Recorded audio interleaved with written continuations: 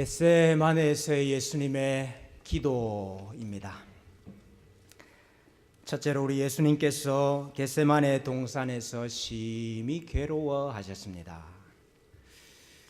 우리의 예상과는 전혀 다르게 우리 예수님께서 용감하게, 대담하게, 두려움이 없이 그렇게 십자가와 마주 대하신 것이 아니었습니다. 마가복음 말씀에 보니까 예수님께서 심히 놀라시며 슬퍼하사 말씀하시되 내 마음이 심히 고민하여 죽게 되었으니 너희는 여기 머물러 깨어 있으라 그랬습니다. 사실 예수님께서 공생애를 시작하시면서부터 예수님은 자신이 감당해야 할 십자가를 잘 알고 계셨습니다. 인자가 온 것은 섬김을 받으려 함이 아니라 도리어 섬기려 하고 자기 목숨을 많은 사람의 대속물로 주려 함이니라. 우리 예수님께서 이미 가야 할 길을 잘 아셨습니다. 또 제자들에게 인자가 고난을 받고 죽임을 당할 것이다 하는 말씀도 자주 하셨습니다. 그럼에도 불구하고 오늘 그 일을 앞에 두고 크게 흔들리는 모습을 보게 됩니다. 우리가 여기서 예수님의 인성을 잘 볼 수가 있습니다. 우리 예수님은 참 하나님이시면서 또 참 사람이시지요. 이 사실이 사실 우리의 머리로, 우리의 이성으로는 참 이해하기가 힘듭니다. 어떻게 온전히 하나님이시면서 온전히 사람일 수가 있느냐. 그러나 우리는 성경이 말씀하는 대로 알고 성경이 말씀하는 대로 이해하고 믿지요. 이 초대 교회로부터 예수님의 인성을 부정하는 이단들이 많이 있었습니다. 우리 신약 성경에도 나오는 이단이 있습니다. 그 이단 우리가 도케티즘이라 이렇게 부릅니다. 가현설이라. 요한 2서 1장 7절에 보니까 미혹하는 자가 세상에 많이 나왔나니 이는 예수 그리스도께서 육체로 오심을 부인하는 자라 그랬습니다. 예수님께서 육체로 오셨다 하는 것을 부인하는 자들이 벌써 우리 신약 성경 당시에도 있었다 그랬습니다. 철저한 이원론, 영은 귀하고 영은 고귀한 것이지만은 물질, 육은 악하다 그렇게 보았습니다. 그래서 예수님이 어떻게 악한 육신을 입고 이 땅에 오실 수가 있느냐. 예수님은 신성만을 가지셨지 인성은 없으셨다 그렇게 주장했던 사람들입니다. 그러면 눈에 보이는 예수님은 뭐냐? 눈에 보이는 예수님은 단지 환영과 같이 인간이 된 것처럼 보였을 뿐이다 그렇게 이야기를 했습니다. 우리 초대교회의 7 집사 중에 한 사람이었던 니골라, 또 그를 따르던 니골라 당이 바로 이 주장을 했던 것 같습니다. 그래서 요한계시록에도 니골라 당의 교훈에 대해서 언급을 하고 계시지요. 니골라뿐만 아니라 말시온이라 하는 사람도 예수님의 인성을 부정을 했습니다. 그래서 성경에서 예수님이 태어나시고 또 예수님이 어린 시절을 보내셨다 하는 유아기를 보내셨다 하는 그 내용은 성경에서 삭제를 했습니다. 또 인성을 부정하지는 않았지만은 인성을 축소시켰던 사람도 있습니다. 아폴리나리우스라 하는 사람인데요. 이 사람은 말하기를 예수님이 인성을 가지셨기는 가지셨지만은 그 인성은 육체만이다. 몸만 사람이다. 그의 의지나 이성이나 정신이나 영혼은 다 하나님이다. 그것은 다 신적인 것이고 이 육체, 몸만 사람을 입었다. 그렇게 주장을 했습니다. 그러나 우리는 성경에서 말씀하시는 대로 예수님께서 온전한 하나님이시고 또한 온전한 사람이다 하는 것을 믿습니다. 예수님이 신성이 50%, 인성이 50% 그렇습니까? 그것이 아니고 신성 100%, 인성 100%이시지요. 예수님도 우리와 똑같이 피곤을 느끼셨습니다. 수가성 우물가에 덜썩 주저앉으실 만큼 피곤을 느끼기도 하시고 또 갈증을 느끼기도 하시고 배고픔도 우리와 동일하게 다 느끼셨습니다. 우리가 가지는 감정, 기쁨과 슬픔과 놀람과 분노, 그런 감정도 우리 예수님께서 다 가지셨다는 것입니다. 겟세마네의 기도는 우리 예수님의 이 인성이 잘 드러나는 기도입니다. 예수님께서 십자가 지실 때에 신성으로 지신 것 아닙니다. 인간으로 십자가를 지신 것이지요. 그 말은 인간이 당하는 그 고통과 괴로움을 우리와 동일하게 오롯이 다 겪으셨다 하는 말입니다. 단지 육체적인 괴로움뿐만 아니라 영혼이 하나님과 단절되는, 영혼이 하나님으로부터 버림을 당하는 그 죄의 삭신 저주와 비참과 죽음을 우리 예수님께서 다 감당을 하신 것입니다. 바로 이 고난 앞에서 우리 예수님은 심히 고민하시고 슬퍼하셨습니다. 사랑하는 제자들에게 내 마음이 고민하여서 죽게 되었다. 참 너무나도 연약해진 한 사람으로서의 고백이 아닙니까? 사랑하는 제자들에게 내가 죽게 되었다. 그렇게 고백을 하셨지만은 그 누구도 대신해 줄 수 없는, 그 누구도 경감시켜 줄 수 없는, 아무도 동참할 수 없는 예수님의 고난이었죠.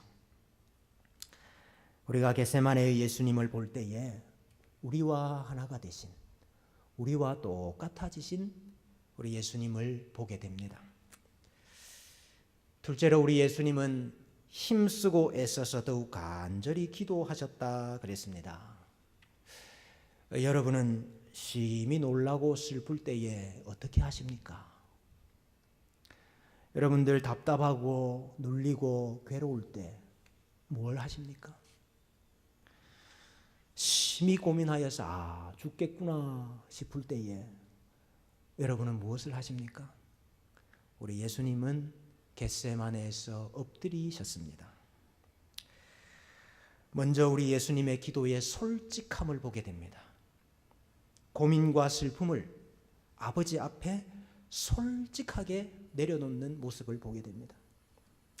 우리 마태복음 26장에서는요. 내 아버지여 만일 할만하시거든 이 잔을 내게서 지나가게 하옵소서.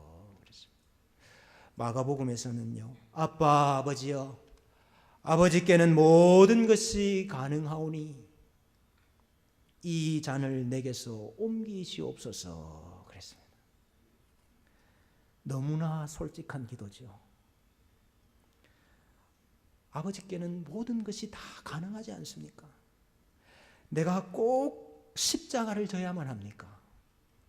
하나님의 방법이 꼭 십자가여야만 합니까? 십자가 아니면 안 되겠습니까? 할 수만 있다면 이 진노의 잔을 내게서 거두어 주십시오 하는 아들의 참 솔직한 고백이 아닙니까? 여러분, 우리의 기도와 별반 다르지가 않은 것 같습니다. 우리도 이렇게 기도하잖아요. 하나님 다 하실 수 있잖아요. 하나님 전능하시잖아요. 이 고통 좀 지나가게 해 주십시오. 내가 이 고통 좀 당하지 않게 해 주십시오. 우리도 그렇게 기도하지 않습니까? 우리가 그렇게 기도할 때에 꼭 그 기도가 잘못된 것만은 아니구나.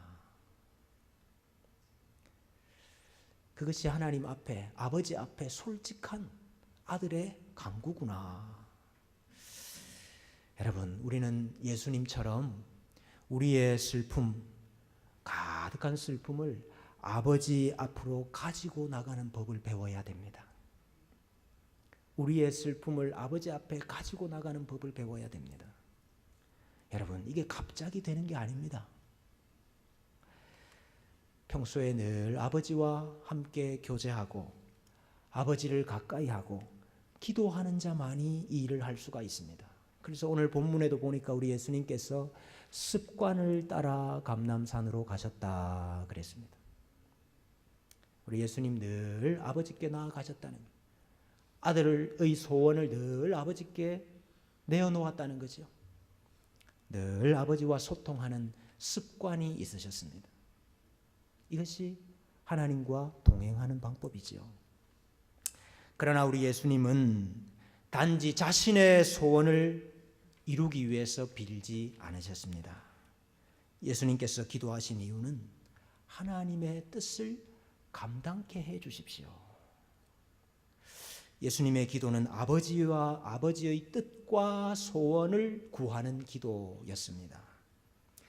나의 원대로 마시옵고 아버지의 원대로 하옵소서 그랬습니다. 우리 예수님께서 제자들에게 기도를 가르쳐 주실 때에 뜻이 하늘에서 이루어진 것 같이 땅에서도 이루어지리다 그렇게 기도를 가르쳐 주셨는데 지금 예수님께서 그 기도를 하고 계시는 거죠.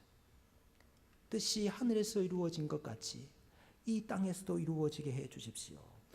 예수님께서 아버지의 뜻을 몰라서 기도하고 계십니까? 아버지의 뜻을 잘 아십니다. 아버지의 뜻을 알지만은 그 뜻대로 순종하는 것이 쉽지가 않더라 하는 거죠. 예수님은 죄가 없으셨음에도 불구하고 아버지와 항상 깊은 교제를 나누셨음에도 불구하고 아버지의 뜻대로 사는 것이 쉽지가 않더라는 것입니다. 예수님께서 나의 원을 버리고 자기 자신을 꺾는 방법이 무엇이었습니까? 우리 예수님께서 예수님의 원대로가 아니라 아버지의 원대로 순종하면서 살 수 있는 그 방법이 무엇이었습니까? 예수님의 방법이 바로 기도였습니다. 기도를 통해서 아버지를 바꾸는 것이 아니고 나를 바꾸는 거죠. 기도를 통해서 아버지의 뜻을 바꾸는 것이 아니고 나의 뜻을 꺾는 것입니다. 십자가를 버리고 도망하는 것이 인간의 원이지만 그러나 십자가를 지고 죽을 수 있는 힘과 능력을 받는 방법이 바로 기도였던 것입니다. 우리 예수님께서 그래서 아버지의 뜻을 감당케 해 주십시오. 그렇게 기도하셨습니다. 그냥 기도하신 것이 아니고 오늘 보니까 힘쓰고 애써 더욱 간절히 기도하셨다 그랬습니다. 여러분 우리도 살다 보면은 인생에서 사활을 걸어야 할 때가 있습니다. 여러분 산모가 출산을 하는데 나오면 나오고 말면 말고 여러분 그렇게 힘을 쓰는 산모가 있습니까? 사활을 걸고 힘을 쓰고 용을 쓰지요. 지금 예수님께서 생사를 건 기도를 하고 계십니다. 죄로 죽은 자들을 다시 살리시기 위해서 죄의 비참과 고통과 사망으로부터 그 죄인들을 구원하시기 위해서 영원한 지옥의 권세에서부터 그들을 빼내시기 위해서 지금 예수님께서 힘을 다하여서 간절히 기도하고 계십니다. 여러분 겟세마네라는 뜻은 기름을 짠다 그런 뜻입니다. 겟세마네가 감람산이라 하는 그 산에 있는 조그마한 동산이었습니다. 감람나무가 많았지요. 그래서 그 열매를 쥐어 짜서 거기에서부터 감람유 기름을 짜내는 곳이었습니다. 바로 그곳에서 오늘 예수님께서 자기 자신을 짓눌러서 짜내셨습니다. 예수님께서 자신을 얼마나 짜내셨는지 땀이 땅에 떨어지는 핏방울같이 되었다 그랬습니다. 여러분 실제로 엄청난 심적인 압박을 당하고 온 힘을 다 쏟게 되면은 이 모세혈관이 터져서 그것이 땀과 함께 늘어난 모공으로 흘러나오는 경우가 실제로 있다고 그래요. 우리 예수님께서 십자가 위에서 피 흘리시기 전에 먼저 겟세마네에서 기도의 피를 흘리셨구나. 겟세마네에서 피땀을 흘리는 기도가 있었기 때문에 십자가 위에서 구속의 피를 흘릴 수 있었던 것이구나 하는 것을 알게 됩니다. 예수님께서 바로 눈물과 땀과 피를 흘리셨구나. 자기 백성을 위해서, 교회를 위해서 눈물과 땀과 피를 흘리신 분이 예수님이구나. 혹시 여러분은 사활을 걸고 기도해 보신 적이 있습니까? 혹시 여러분은 이렇게 간절히 진액을 짜내면서 기도해 보신 적이 있습니까? 우리는 우리 육신의 즐거움을 위해서는 우리 육체를 말할 수 없이 고단하게 사용을 합니다. 지치도록 운동도 하고 지치도록 놀기도 합니다. 놀다가 아유 죽겠다. 근데 하나님 앞에 기도하는 일을 위해서는 우리 육신을 얼마나 아끼는지 몰라요. 기도하는 일을 위해서는 우리 육신을 얼마나 아끼는지 몰라요. 여러분, 다이어트를 위해서는 땀을 한 바가지를 흘립니다마는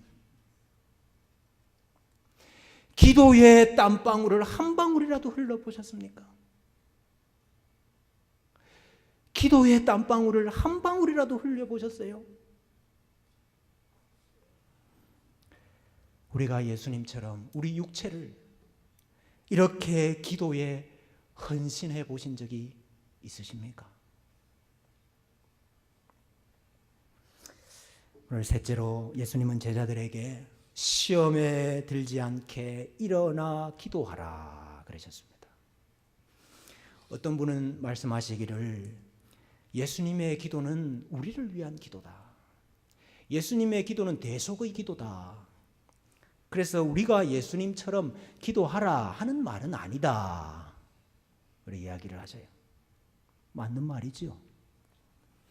그러나 여러분, 그렇게 말하면서 기도 안 하고 빠져나갈까 봐 우리 예수님께서 자신의 기도를 2번이나 3번이나 멈추시고 중단하시고 제자들에게 찾아오신 겁니다. 예수님은 기도를 시작하시기 전에도 유혹에 빠지지 않게 깨어 기도하라 그러셨고요. 기도를 중단하시고 다시 제자들에게 찾아오셔서도 시험에 빠지지 않게 깨어 기도하라 그러셨습니다. 예수님만 기도하면 되지 왜 제자들에게 자꾸 기도하라고 하십니까? 물론 예수님의 고난과 시험에 동참할 수 있는 사람은 아무도 없습니다. 그것은 예수님의 대속적인 고난이기 때문에 그렇지요. 그러나 여러분, 그 예수님의 길을 따라가는 우리들에게 주어지는 시험도 있는 것입니다. 하나님의 뜻이 내 삶의 목적이다. 하나님의 뜻이 내 삶의 의미라. 그렇게 말은 하지만은 그 하나님의 뜻대로 살기 위해서 내 자신을 포기하고 내 자신을 부인하고 내 자신을 꺾고 내 자신을 죽여야 되는 힘들고 어려운 순종의 길이 우리 앞에도 있는 것입니다. 또 사탄이 얼마나 우리를 넘어뜨리려고 애를 씁니까? 아버지의 뜻대로 순종하지 못하도록 하기 위해서, 육신의 원을 따라 살도록 만들기 위해서 사탄이 얼마나 많이 우리를 유혹을 합니까? 많은 사람들이 이것을 힘들어는 합니다. 괴로워는 해요. 근데 기도하지는 않습니다. 오늘 제자들을 보니까 슬픔으로 인하여 잠든 것을 보셨다 그랬어요. 여러분, 제자들도 이런 예수님의 고통 느끼지 않았겠습니까? 아, 이게 어찌된 일인가? 왜 예수님이 이렇게 고민하고 슬퍼하시는가? 그들도 고민하고 그들도 근심했을 것입니다. 그들도 스트레스를 받았을 것입니다. 그러나 그 근심과 슬픔으로 인하여서 피곤하여서 잤습니다. 기도하지 못했습니다. 예수님은 2번, 3번 제자들에게 오셔서 그들을 깨우시면서 어찌하여 자느냐, 시험에 들지 않게 일어나 기도하라. 기도와 시험은 밀접한 관련이 있구나. 기도하지 않으면 시험에 빠지는 것이구나 하는 것을 깨닫게 됩니다. 우리 예수님께서도 시험을 이기기 위해서 피를 짜내는 기도를 하실 수밖에 없었다고 한다면 우리가 어떻게 편히 누워서 시험을 이길 수가 있겠습니까? 우리 예수님은 죄가 없으셨음에도 불구하고 아버지와 항상 깊은 교제를 나누셨음에도 불구하고 아버지의 뜻대로 순종하는 것이 그렇게 힘들어서 이와 같이 기도하셔야 됐다면 늘 육체의 소욕이 우리 영혼의 소욕을 눌러 이기는 우리들은 어떻겠습니까? 늘 높임을 받기 원하고 허영과 자랑으로 가득한 우리들은 어떻겠습니까? 마음에는 원이지만은 육신이 약한 우리들은 어떻겠습니까? 여러분, 왜 시험에 빠지지요? 왜 영적인 침체를 겪지요? 왜 신앙생활이 무거운 짐이 되지요? 누구 때문에? 무슨 일 때문에? 이런 상황 때문에? 물론 여러분 그럴 수 있지요. 그러나 무엇보다 근본적인 원인은 기도하지 않기 때문입니다. 사탄은 끊임없이 사람을 들어서, 환경을 들어서, 어떤 일을 통해서 믿는 사람들을 시험하고 유혹하고 넘어뜨리려고 애를 쓰는데 우리는 애를 써서 기도하지 않는다 이 말이지. 우리는 기도하는데 애를 쓰지 않기 때문에 시험에 빠지는 것이 아닙니까? 우리를 시험에 들게 하지 마시옵고 하는 이 예수님의 기도를 우리가 드리지 않기 때문에 우리가 시험에 빠지는 것이 아닙니까? 고린도전서 10장 13절에 사람이 감당할 시험 밖에는 너희가 당한 것이 없나니 오직 하나님은 미쁘사 너희가 감당하지 못할 시험 당함을 허락하지 아니하시고 시험 당할 즈음에 또한 피할 길을 내사 너희로 능히 감당하게 하시느니라 그랬습니다. 근데 오늘 말씀을 통해서 보니까 피할 길을 어떻게 내주십니까? 기도할 때에 내어주신다. 가만히 누워있으면 피할 길이 생기는 것이 아니고 기도할 때에 하나님께서 그 시험을 피할 길도 여시고 그 시험을 감당할 수 있는 힘도 주시고 용기도 주시더라 이 말입니다. 시험에 빠진 분 혹시 계십니까? 일어나서 기도할 때입니다. 슬픔으로 인하여서 깊이 잠든 분이 계십니까? 깨어나서 기도할 때입니다. 근심과 걱정은 많다고 하면서 기도는 하지 않는 죄를 회개해야 됩니다. 짐은 무겁고 시험은 많다 그러면서도 엎드리지 아니하는 죄를 회개해야 됩니다. 쉬지 말고 기도하라 하셨는데 한 시간도 앉아있지 못하면서 그 시험 다 이길 것처럼 사는 이 죄를 회개해야 됩니다. 예수님께서도 심한 통곡과 눈물로 간구하셨는데 우리는 머릿속으로만 주의 뜻이 이루어지이다. 하고 눈물 흘리지 않는 이 죄를 회개해야 됩니다.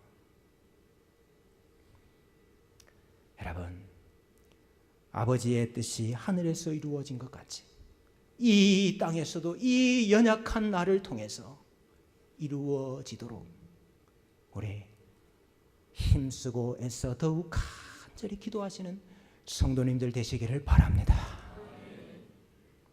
그때 우리의 시험에 피할 길을 내시고 우리의 시험을 이기게 하시고 아버지의 뜻에 순종할 수 있는 새 힘을 주실 줄로 믿습니다. 이번 한 주간 이 은혜가 우리 가운데 가득하시기를 주님의 이름으로 축복합니다.